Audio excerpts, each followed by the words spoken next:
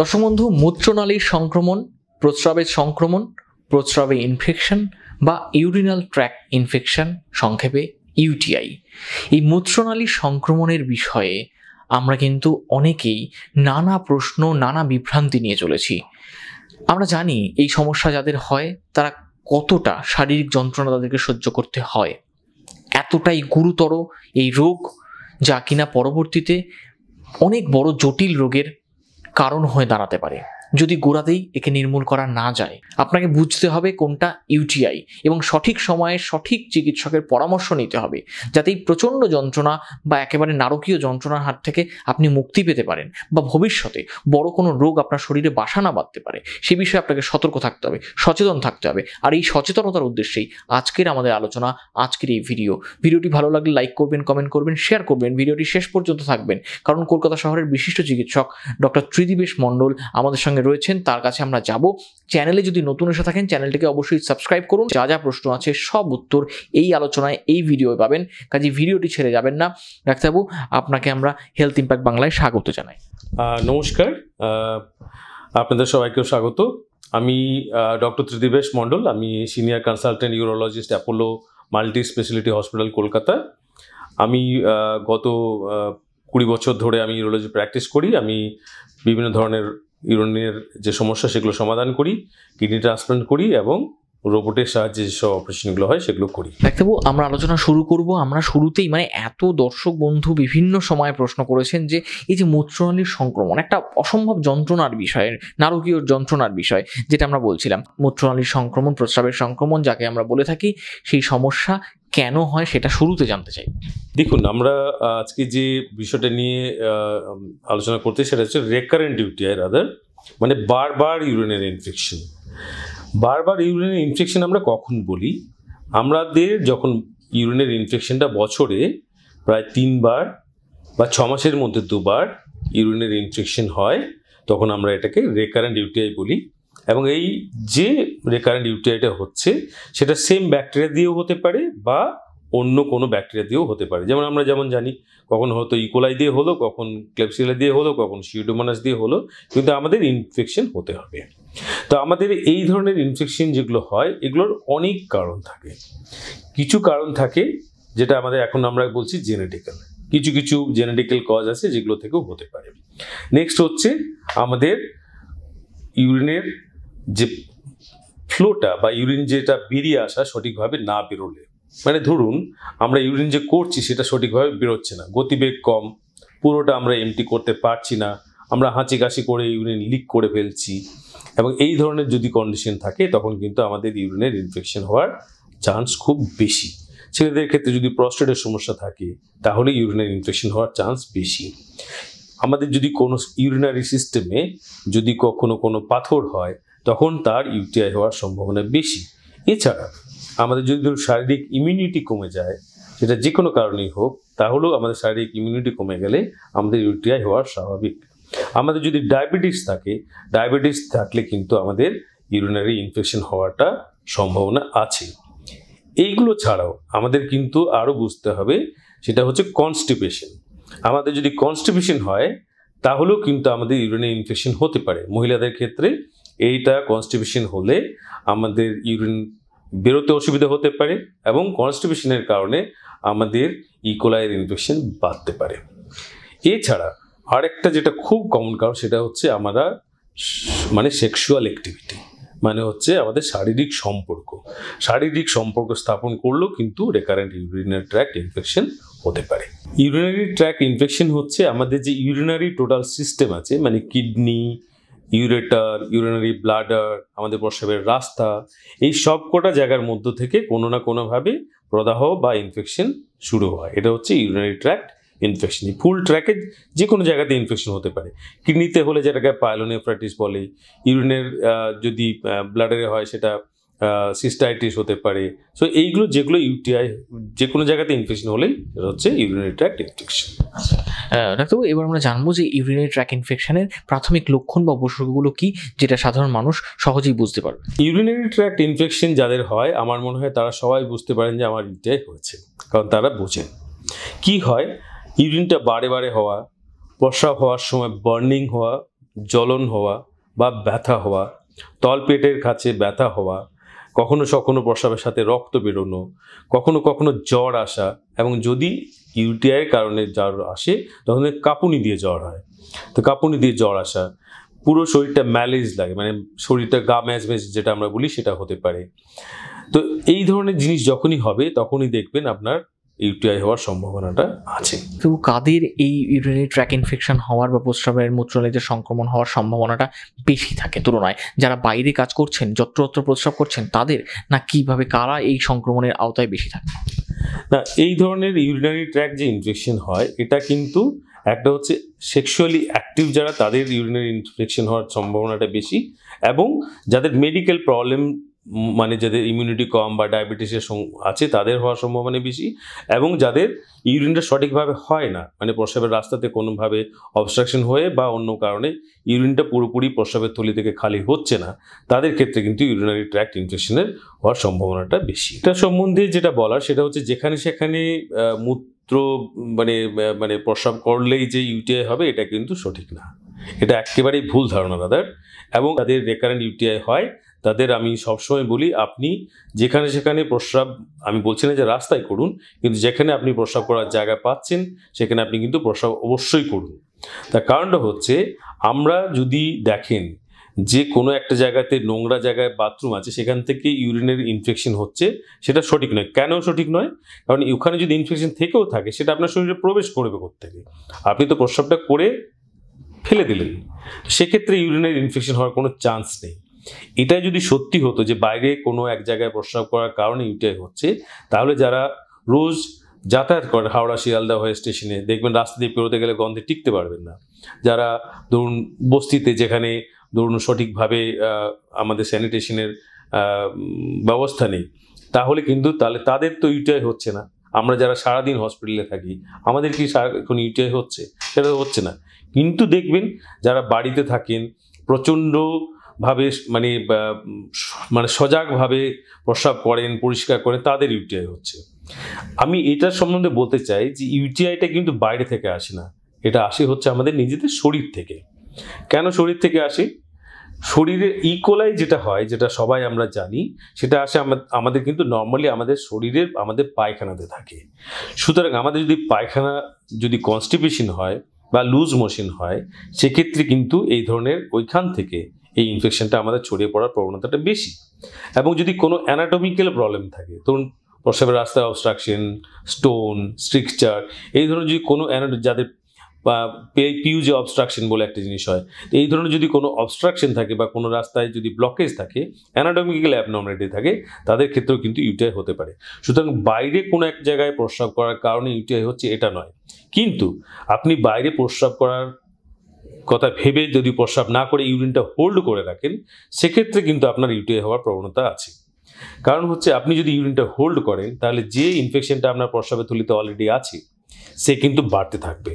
আপনি যদি 2 ঘন্টা ধরে কোনো সময় প্রস্রাবকে আপনি যদি মানে ফেলে রাখেন, 2 ঘন্টা ধরে না করেন, তাহলে কিন্তু আপনার ইউরিনারি ট্র্যাক্ট ইনফেকশন হয়ে যেতে পারে।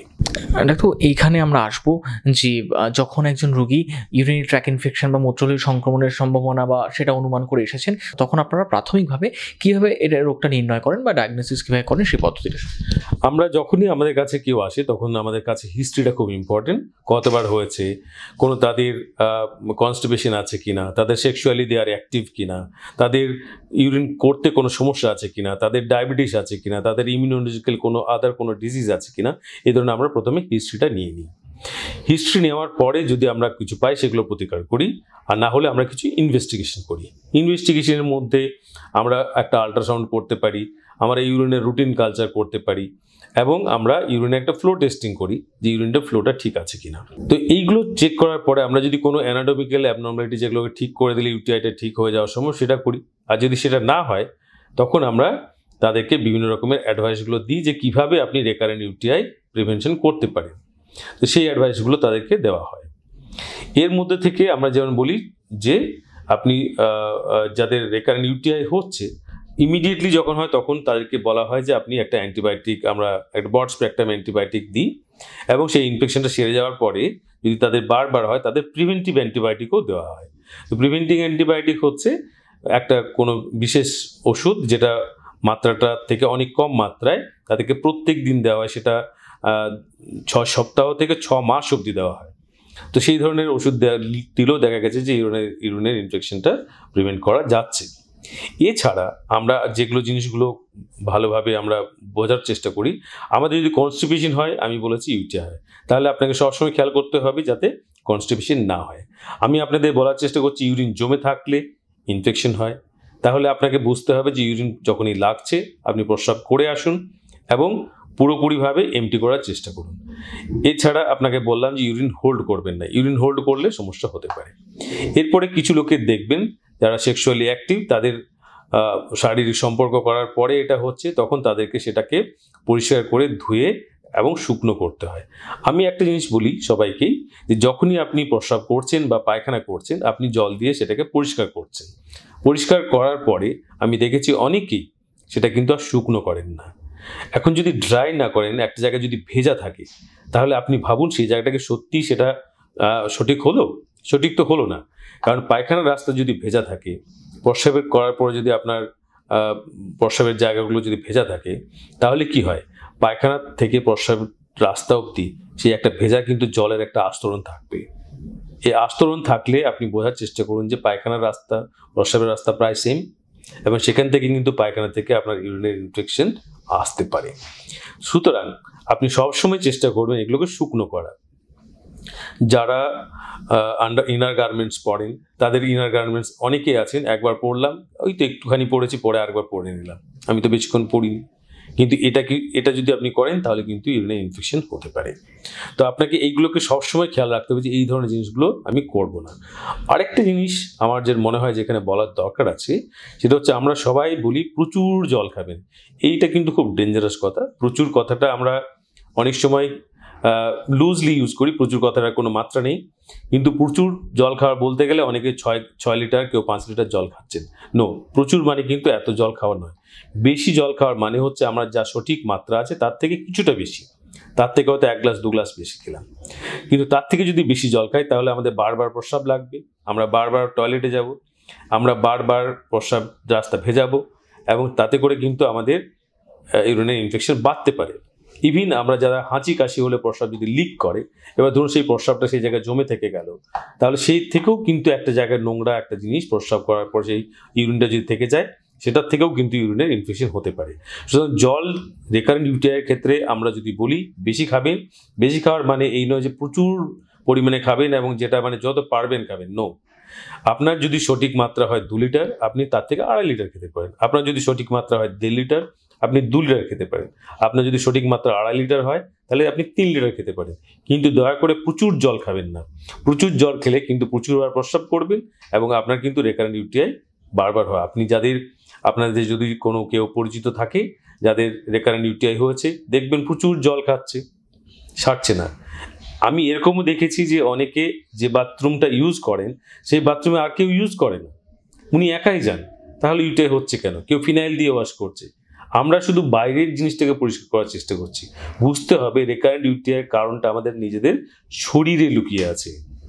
সুতরাং অন্যগুলোকে অ্যাভয়েড করলে আমরা ইউটিআই হবে না, এটা কিন্তু নয়। আমরা যদি প্রস্রাব ধরে না রাখি, সেক্ষেত্রে এই রোগের সম্ভাবনার ঝুঁকিটা কমে যায়। তাহলে যাতে ধরুন ঘন ঘন প্রস্রাব হচ্ছে বা যারা এই সমস্যায় ভুগছেন, তাদের কি ইউটিআই এর ঝুঁকির আওতার বাইরে থাকছেন তা না, যেহেতু তারা প্রস্রাব করে চলেছেন এবং সেটা মাত্রাতিরিক্ত হয়ে চলেছে কোনো ক্ষেত্রে, তাহলে কি তারা ধরতে পারেন যে আমাদের ইউটিআই হওয়ার অন্তত সম্ভাবনা নেই? না, ডেফিনেটলি ইউটিআই হওয়ার সম্ভাবনা বেশি। যারা প্রচুরবার প্রস্রাব করেন তাদের কোনো না কোনো কারণ আছে বারে বারে প্রস্রাব করার, এবং বারে বারে প্রস্রাব তারা করেন যাদের ইউরিনটা পুরোপুরি খালিও হয় না, অনেকে যাদের ডায়াবেটিস আছে, যাদের ইউরিনের ইনফেকশন হয়ে আছে, যাদের প্রস্টেটের সমস্যা আছে, প্রস্রাবের রাস্তার অবস্ট্রাকশন আছে। সুতরাং ইনাদের ক্ষেত্রে বারবার প্রস্রাব হওয়াটা হচ্ছে অ্যাবনর্মাল, এটা একটা সিমটমস। কিন্তু যাদের রিকারেন্ট ইউটিআই হচ্ছে তাদেরকে আমি বলছি যে নর্মাল কোর্সে আপনার ইউরিন পেয়েছে, কিন্তু আপনি ইউরিনটা গেলেন না কেন? আপনি ভাবছেন সিরিয়ালটা শেষ হোক, আপনি ভাবছেন আমি এই মলে প্রস্রাব করব না, আপনি ভাবছেন আমি সিনেমা হলে প্রস্রাব করি না। এরকম করলে কিন্তু আপনার ইউটিআই হবে। আমি এটাকে অ্যাভয়েড করতে বলছি। এবার ডাক্তারবাবু যেটা সবচেয়ে গুরুত্বপূর্ণ বিষয় সেটা হচ্ছে চিকিৎসা পদ্ধতি বা প্রতিকার। এটা কি মানে ওষুধের মাধ্যমে ইউরিনারি ট্র্যাক ইনফেকশন সারানো সম্ভব, নাকি অনেক ক্ষেত্রে অস্ত্রোপচার বা সার্জারির দরকার? নিশ্চয়ই এগুলো ওষুধের সাহায্যে সরানো সম্ভব। আমি যেগুলো লাইফস্টাইল মডিফিকেশনের যেসব কথাগুলো বললাম জল সংক্রান্ত, সেগুলো তো বলেইছি। এছাড়া কিছু দেখবেন ক্র্যানবেরি জুস আমরা খেতে বলি, আমরা অনেক সময় এক্সারসাইজ করতে বলি। আর তাছাড়া যদি কোনো কারণ থাকে, যেগুলো ধরুন ডায়াবেটিস, যেগুলো ধরুন আপনার কোনো অবস্ট্রাকশন, কোনো স্টোন, প্রস্টেটের সমস্যা, এগুলোকে ওষুধ দিয়েও চিকিৎসা করা যায়, আবার অপারেশনও লাগে। অ্যাজ সাচ ইউটিআই বারবার হচ্ছে, তার কোনো অপারেশন করা হয় না। যদি কোনো কারণ থাকে ইউটিআই হওয়ার, সার্জিক্যাল কারণের জন্য যদি কোনো কারণের যদি ইউটিআই হয়, তখন তাকে আমরা বলা হয়, দেখেন যেমন আপনাকে বলি, যার প্রস্টেট আছে, বারবার ইউরিনের ইনফেকশন হচ্ছে, তখন আমরা বলি প্রস্টেট অপারেশনটা করে নিন, তাহলে হয়তো আপনার বারবার ইনফেকশনটা হবে না। সুতরাং এমনিতে যে কোনো রেকারেন্ট ইউটিআই হওয়ার জন্যে কোনো অপারেশন করতে হয়, নো, রেকারেন্ট ইউটিআইয়ের জন্যে কোনো অপারেশন করতে হয় না, এটা ওষুধ খেতে হয়। এবং আপনারা এগুলো ওষুধগুলো যেগুলো খেতে হয় সেটা হচ্ছে আমি যেভাবে বললাম, একটা হচ্ছে ইমিডিয়েটলি কিছু খেতে হয়, আর একটা হচ্ছে প্রিভেন্টিভ বা প্রোফাইলেক্সিস, যেগুলো আমাদের করা হয়। তাছাড়া এই ক্র্যানবেরি জুস খেতে আমরা বলি। এইখানে আরেকটা বিষয়, যে ইউরিনারি ট্র্যাক ইনফেকশন যাদের হচ্ছে, সঠিক সময় চিকিৎসা করছেন না বা দীর্ঘদিন ধরে এই রোগে ভুগছেন বা আক্রান্ত, তাদের কি পরবর্তীতে আরও বড় কোনো রোগ বা সেখান থেকে ইউরিনারি ট্র্যাক থেকে অন্যত্র সেই সংক্রমণ ছড়িয়ে যাওয়ার একটা সম্ভাবনা থেকে যায়? হ্যাঁ, নিশ্চয়ই। একজনের যদি রেকারেন্ট ইউটিআই হয়, সেখান এক জায়গার ওই ইনফেকশন থেকে আমাদের অন্য জায়গায় ছড়িয়ে পড়তে পারে। আমরাকে বলা হয় ইউরোসেপসিস। এটা কিন্তু খুব মারাত্মক রোগ। ইউরোসেপসিস যদি কারো হয়, মানে হচ্ছে ইউরিনের ইনফেকশনটা আবার সেটা গিয়ে রক্তে ছড়িয়ে পড়েছে। আপনারা অনেক সময় জানবেন যে ইউরোসেপসিস যদি কারো হয়, সেটা কিন্তু খুব খুব মানে বড় রোগ। আমাদের আইসিইউতে ভর্তি হওয়ার প্রয়োজন হয়, জ্বর ছাড়ছে না, প্রচণ্ড ব্যথা হয়। তো সেগুলো ডেফিনেটলি আমাদের রেকারেন্ট ইউটিআই হওয়া বা ইউরিনের ইনফেকশনটা যদি বেড়ে যায়, তাহলে কিন্তু সেটা সঠিক নয়। সুতরাং আপনাদের বারবার ইউরিন ইনফেকশন হওয়া, আপনাদেরকে অবশ্যই সজাগ হতে হবে। তো ইউরিনারি ট্র্যাক ইনফেকশনের ক্ষেত্রে আমরা কি ধরনের লাইফস্টাইল মেনটেন করতে পারি বা কি ধরনের খাদ্যাভ্যাসে আমরা অভ্যস্ত হতে পারি, সেটা সম্পর্কে তো আর একটু সংক্ষেপে বলে দেন। দেখুন, খাদ্যাভ্যাস হচ্ছে আমাদের মানে যেগুলো আমাদের গ্রিন লিফি ভেজিটেবলস খাওয়া, বা আমরা প্রচুর ফ্যাট জাতীয় খাবার না খাওয়া, রেগুলার এক্সারসাইজ করা, এগুলো আমাদের করতে হবে। জলের পরিমাণটা আমাদের সঠিকভাবে নেওয়া, আমাদের প্রস্রাব লাগলে সঠিকভাবে প্রস্রাব করে নেওয়া, বা কনস্টিপেশন যাতে না হয়। সুতরাং এগুলো যদি আমরা করি, তাহলে আমাদের রেকারেন্ট ইউটিআই হবে না। আর যাদের ক্ষেত্রে ধরুন বিবাহভাবে যাদের শারীরিক সম্পর্ক করলে হয়, সেক্ষেত্রে আমাদের ওই সময় ওটা শারীরিক সম্পর্ক করার পরে এটাকে ওয়াশ করে নিতে হয়, বা অনেক সময় আমরা কিছু মেডিসিন দিই, যেটা হচ্ছে এই ধরনের সম্পর্ক করার পরে ওই ট্যাবলেটটা একটা খেয়ে নিতে হয়। তো তাহলে দেখবেন তাদের ক্ষেত্রে কিন্তু বারবার ইনফেকশনটা হচ্ছে না। তো আরেকটা মিথ বা কনসেপশন একটা ধারণা রয়েছে, সেটা হচ্ছে যে পুরুষরাই এই রোগে বেশি আক্রান্ত হন, মহিলারা তুলনায় ততটা হন না বলে একটা ধারণা রয়েছে। সেই ধারণাটা কতটা ঠিক? মানে পুরুষদের পাশাপাশি মহিলারাও কি ইউটিআই এর ঝুঁকির আওতায় রয়েছেন? যে রিকারেন্ট যে ইউটিআই হওয়া, এটা কিন্তু পুরুষদের এবং মহিলাদের ক্ষেত্রে ডিফারেন্ট এজ গ্রুপে কারো বেশি হয়, কারো কম হয়। যেমন রিপ্রোডাক্টিভ এজ গ্রুপ, যেটা মানে যারা বিবাহ, যখন আমরা শারীরিক সম্পর্ক করি, ওই সময়টাতে কিন্তু মহিলাদের ইউরিনারি ইনফেকশন হওয়াটা অনেক বেশি ছেলেদের তুলনায়। কিন্তু এক্সট্রিম অফ এজ, মানে বয়সকালে, মানে কম বয়সে এবং বেশি বয়সে ছেলেদের ইউটিআই হওয়াটা বেশি হয়। কিন্তু এটা এরকম নয় যে ছেলেদের কোনো বেশি হয় বা মেয়েদের কোনো বেশি হয়, বিভিন্ন এজে বিভিন্ন এটা ডিফারেন্ট আছে। অর্থাৎ দর্শক বন্ধু, আপনারা বুঝতে পারলেন যে পুরুষ মহিলা নির্বিশেষে ইউরিনারি ট্র্যাক ইনফেকশন বা মূত্রনালীর এই সংক্রমণ, প্রস্রাবের সংক্রমণ হতে পারে। সেই জন্য সঠিক সময়ে আপনি কিন্তু এই ধরনের রোগের যখন উপসর্গ বা লক্ষণগুলো বুঝতে পারছেন, তখন তৎক্ষণাৎ বিশেষজ্ঞ চিকিৎসকের পরামর্শ নিন। ইউরিনারি ট্র্যাক ইনফেকশন কিন্তু আপনি নির্মূল করতে পারবেন, আপনি সুস্থভাবে বাঁচতে পারবেন। আপনাদের এই বিষয়ে যদি অন্য কোনো প্রশ্ন থেকে থাকে, অবশ্যই আমাদের নিচে কমেন্ট বক্সে জানান। আপনাদের প্রশ্ন নিয়ে আমরা পরবর্তীতে ডাক্তারবাবুর সঙ্গে আবার আলোচনা করব। আজকের মতো আজকের আলোচনা এখানেই শেষ করছি। চ্যানেলটি ভালো লেগে থাকলে লাইক করবেন, কমেন্ট করবেন এবং সাবস্ক্রাইব করে রাখবেন। ধন্যবাদ।